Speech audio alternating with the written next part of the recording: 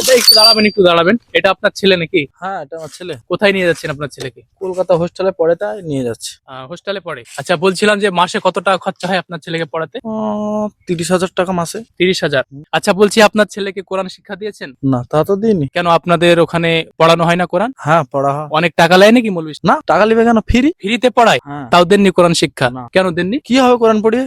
প্রিয় দর্শক, দেখুন আপনাদেরকে আমি বলতে চাই যে এই যে ছেলেটাকে বলছে যে মাসে 30,000 টাকা খরচা হয় হোস্টেলে পড়াতে, কিন্তু দেখবেন প্রত্যেকটা মহল্লায় গ্রামে আপনার মসজিদে ফ্রি কোরআন শিক্ষা দেওয়া হয়। কিন্তু আমরা কি ভাবি ফ্রি জিনিস পড়িয়ে কি লাভ হবে, কিন্তু অথচ আল্লাহ নবী সাল্লাল্লাহু আলাইহি ওয়াসাল্লাম কি বলেছেন যে কোরআন শিক্ষা দেওয়া প্রত্যেকটা মুসলমান নর নারীর উপরে ফরজ। যে জিনিসটা ফরজ, এটার জন্য আমরা ফ্রিতে পাচ্ছি তাও আমরা যাচ্ছি না, আমরা আমরা আমাদের ছেলেদেরকে শিক্ষা দিচ্ছি না। কিন্তু এরকম আপনি হাজারো দেখতে পাবেন যে মাসে 30,000, 50,000, 1 লাখ টাকা খরচা করছে, জেনারেল শিক্ষা দিচ্ছে, কিন্তু যেটা ফরজ ছিল সেটাই আমরা করছি না। আমাদের সমাজ আজ কোথায় যাচ্ছে বলুন? বাচ্চাদেরকে আগে কোরআন শিক্ষা দেন, কবরে গিয়ে ওই আরবিতেই প্রশ্ন করা হয়। ভিডিওটি বেশি করে শেয়ার করবেন আর কোরআন শিক্ষা দিতে ভুলবেন না নিজের সন্তানদেরকে।